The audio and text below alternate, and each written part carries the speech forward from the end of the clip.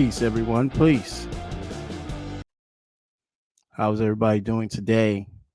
Um, I was not planning on doing any kind of recording today.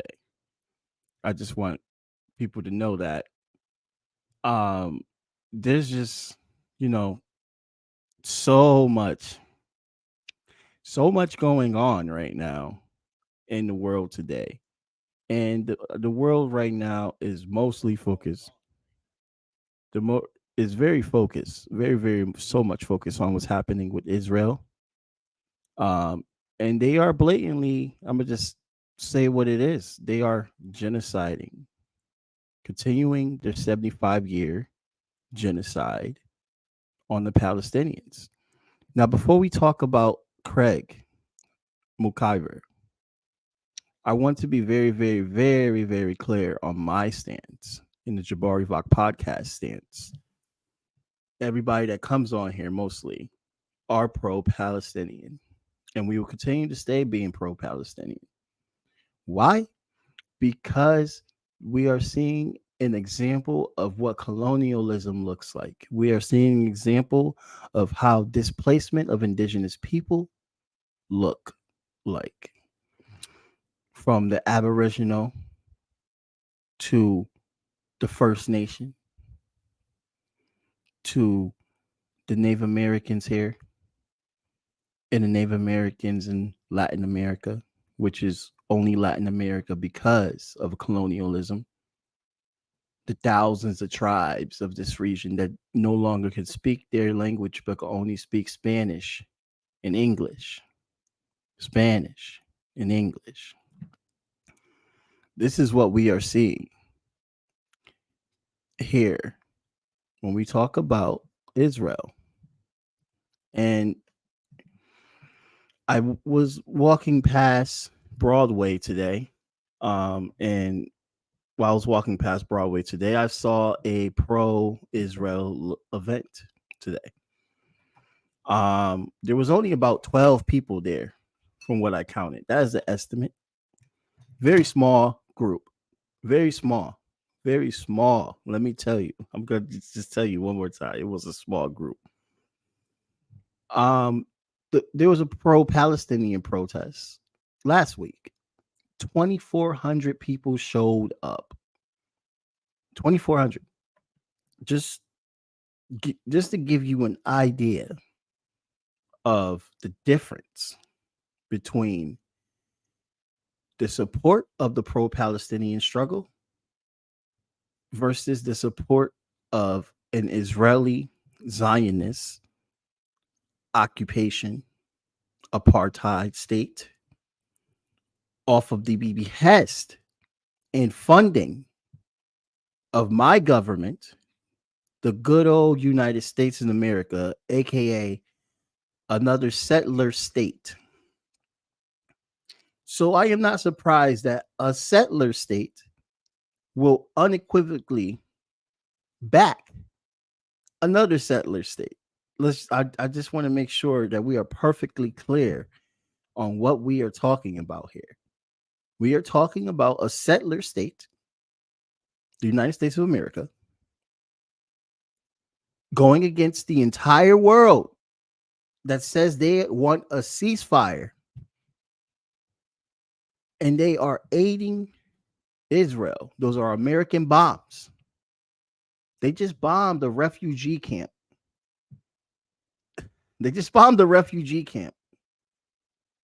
And they asked this man online. People should look it up. You killed all these people. You knew all these people was there, but you still bombed them for one guy. Did you get the guy that you bombed after killing thousands of people? He said, yeah, I don't know if I believe him. Women and children are dead. Gaza is a graveyard. So my question is, America wants to back this retaliation.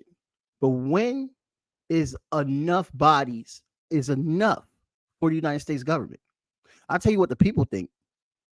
The people had enough with this nonsense. Look at Grand Central. What happened? The whole thing got shut down by Jewish Voices of Peace organization. Thousands of people shut down Grand Central Station. This happened a few days ago. Millions of people all over the Middle East out in the streets. Millions of people out in Latin America. This is the biggest global protest for pro-Palestinian that I have ever seen in my entire life. And people that are older than me, I have asked them, have you seen any type of solidarity to this magnitude? And because this has been going on for 75 years. Everyone says this is the biggest they have ever saw. Everyone I spoke to.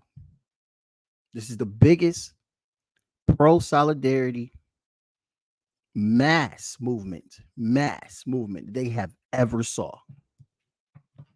So the reason why I came on to talk to you guys so spontaneously, again, my name is JamarrJabari, and I am the host of the JabariVOCPodcast, where we cover music, politics, and culture here. And I want to give a quick shout out to the New Haven Arts Council. I want to give a quick shout out to every single creator that literally puts their time and effort to entertain our people. And I want to give a quick shout out to our freedom fighters. I want to give a quick shout out to the liberation movement. And lastly, a quick shout out to the Palestinian people. And also the Jewish people that oppose Zionism. So the UN top official, Craig Mokhiber, who has been a long time member since the 90s, I believe, he is fed up with this response by Israel. Fed up. He just did an interview with Democracy Now!, and I want to play a little bit of it. People in the comment section, definitely tell me what you think about this when you listen to it. I'm going to play not all of it. It's only about 25 minutes. So if anybody got time, definitely watch this interview. But I'm going to play some few parts that I think is very, very important. So check this out with me. Let's watch. Civilian homes, schools, churches, mosques, and medical institutions are wantonly attacked as thousands of civilians are massacred. In the West Bank, including occupied Jerusalem, homes are seized and reassigned based. Excuse me. I'm going to reset it actually because there were some technical difficulties. This happens. I need a tech guy.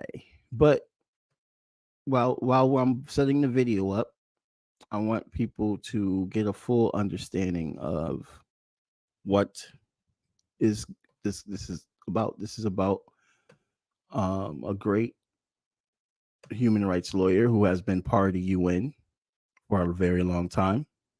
And he is absolutely disgusted with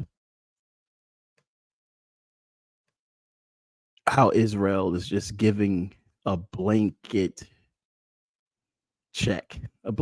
just to do whatever we want. We give these guys $4 billion. We give these guys $4 billion a year. Israel cannot exist without the United States contribute. This is a known fact. So let's watch this video. Let's see what happens here. And apartheid rules. Let me know if you can hear it. Craig Mokhiber went on to write, "What's more, the governments of the United States, the United Kingdom, and much of Europe are wholly complicit in the horrific assault. Not only are these governments refusing to meet their treaty obligations to ensure respect for the Geneva Conventions, but they're in fact actively arming the assault, providing economic and intelligence support, and giving political and diplomatic cover for Israel's atrocities, unquote. On Tuesday, the UN released a statement about Mokhiber's resignation, saying, quote, "I can confirm he's retiring today." He informed the UN in March of his upcoming retirement, which takes effect tomorrow. The views in his letter made public today are his personal views, the UN said. Craig Mokhiber joins us now in New York, the first day he's not working for the United Nations. Welcome to Democracy Now! Now, Craig Mokhiber, and people should definitely watch this interview. He goes in very, very eloquently, I may add, in explaining clearly the human violations that Israel is literally just getting away with. And it's absolutely disgusting, guys. It's absolutely disgusting. Let's talk about two parts. The Geneva Convention. Let's talk about war crimes. What institutes a war crime that what we're seeing right now? For instance, an occupying force does not have the right to defend itself when you are an occupying force. For instance, for example, let's talk about a recent apartheid back in the day that was happening around the same time this apartheid state was established. South Africa. The South African colonizers, under the international law, does not have the right to defend themselves because they are occupying force. And under the UN and with the repertoire, it has been proven. We don't have to dispute this no more. The Israeli regime, the Zionist apartheid regime, is an occupying force since 1948. Only 6% of the population was Jewish at that time. And they came in because of what happened in World War II, the atrocities. But that fueled a lot of Zionists to get the opportunity when they came over. We're talking about Zionism. We're not talking about the Jewish people who wants to just live and practice their beliefs and live a good life. We're talking about the ideological Zionist movement that wants to take over and control. Now, for instance, the other part of a war crime that Israel is definitely doing right now, we could go down 75 years, but let's talk about currently. Collective punishment. Collective punishment. Now, you can't say this is not collective punishment when they're literally using the excuse for human shields. They're using the excuse for human shields to literally carpet bomb Gaza. They bomb so many hospitals for decades, and they get caught bombing a hospital that had 500 people in it, and now they don't want to acknowledge that they bombed that hospital. But then after that goes away, they bomb a Turkish hospital in Gaza as well too. That's a recent. They bombed a church. I think it was the third oldest church in the world. All of these bombings, and thousands of children are dead. Thousands of women are dead. Thousands of fathers and grandmothers and grandfathers, uncles. The bloodline of so many families wiped out. Journalists from Al Jazeera, especially Al Jazeera journalists, are not only being killed, but their families are being targeted and they're being bombed. This is all being confirmed. Anthony Blinken even said that he wanted to tell Al Jazeera that you have to report this a different way. He even said that. Now that tells you just how insane this government is, that they think that they can actually control media, which they do. And that's a whole nother conversation, because we already talked about the Twitter files on this platform before. Craig Mokhiber is on the right side of history with this resignation. The UN has never done anything right for Palestinians. Let's get that out the way. The UN has never been on the side of Palestinians. The UN is complicit as well, also being complicit in the invasions of Haiti as well too. But we're not going to get into that. That's a different video. The UN's not perfect. Let's get that straight. But the resolution that was passed for a ceasefire, which 120 countries voted for, and 14, and this is the General Assembly for people to understand which part of the UN this is. The UN General Assembly. 14 countries said no.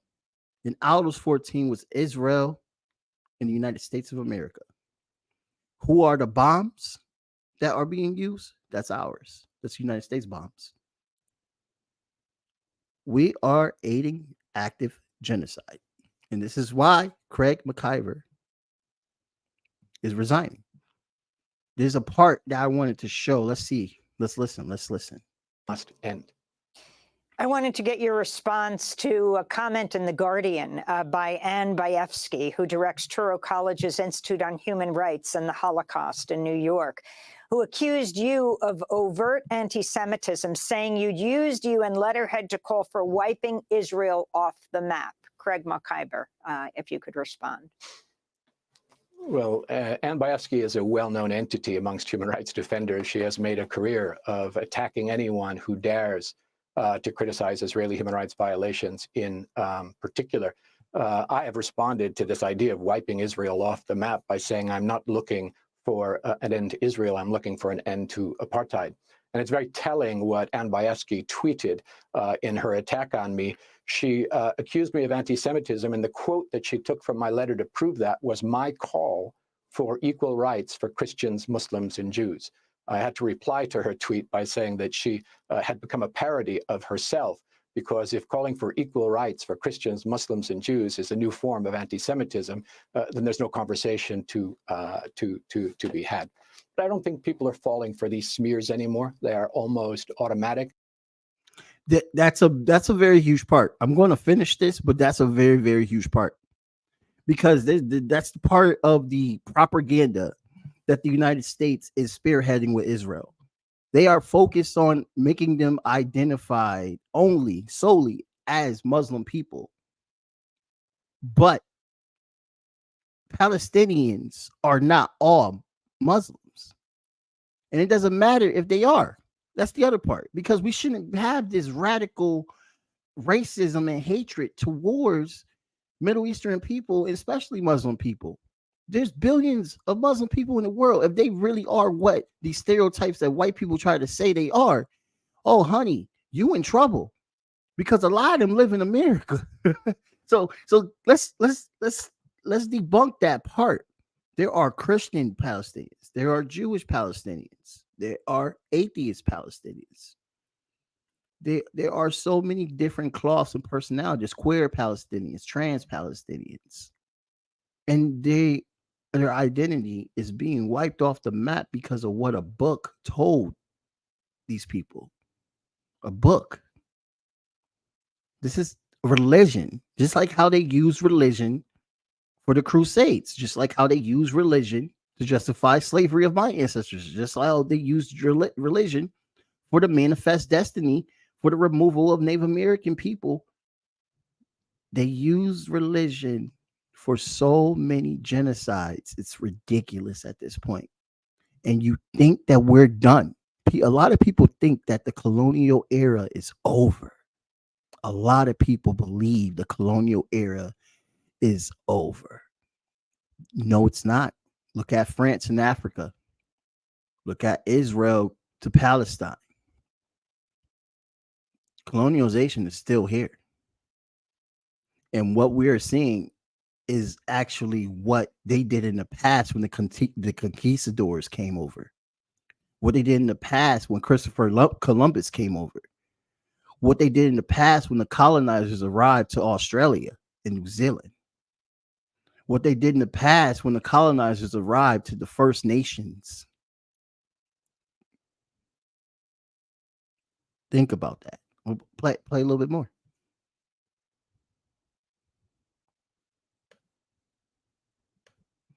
But the point needs to be made again and again that criticism of Israeli human rights violations is not anti-Semitic, just as criticism of Saudi violations is not Islamophobic, criticism of Myanmar violations is not anti-Buddhist, criticism of Indian violations is not anti-Hindu. If any of those are true, then there is no international human rights framework. And if only the case of Israel is true, well, that's a racist proposition that only Palestinians can't have their human rights defended in this globe. So I don't think anyone listens too much to those kinds of smears anymore. And luckily, people are speaking up louder, not lowering their voices to demand human rights in the occupied territories. And he's right. We see this all over the world. It's not even just the United States. It's not even just the coalitions between Muslims and Jewish people here in the United States. It's all over the world. Nobody's buying this anymore. Nobody's buying this anymore. This idea of saying, oh, it's a complicated issue, that's for the birds. We know exactly what this is and what issue this is. And that's where I wanted to leave this conversation, because I think it's very, very, very important that we talk about this and we call out hatred. We call out. And as much as I am an advocate for calling out anti-Semitic nonsense and being an advocate against anti-Semitism, I am an advocate against colonialization and the genocide of Palestinian people. I stand in solidarity with the Jewish community that is not Zionist, and I stand in solidarity with the Palestinian community that fights for their existence and the return to their land. 70%, they are the highest in refugees camps all over the world. They are the highest in displacement. 70% of Palestinians cannot return back to Israel. They are banned. They are not allowed to come back to their homeland. That is evil. Absolutely evil. So before I get even more angrier, I'm going to end it here. I think I've made my point very clear, and I get exactly why Craig Mokhiber retired. He said, I'm done. I wash my hands of this. I do not want to be a part of being complicit with this genocide. And I hope that he continues on in his work while he is free from the UN and fighting for peace and solidarity for all oppressed people, just like I will. Again, my name is JabariVOCPodcast, and have a very, very good day. And happy post-Halloween. My favorite holiday. So happy post-Halloween.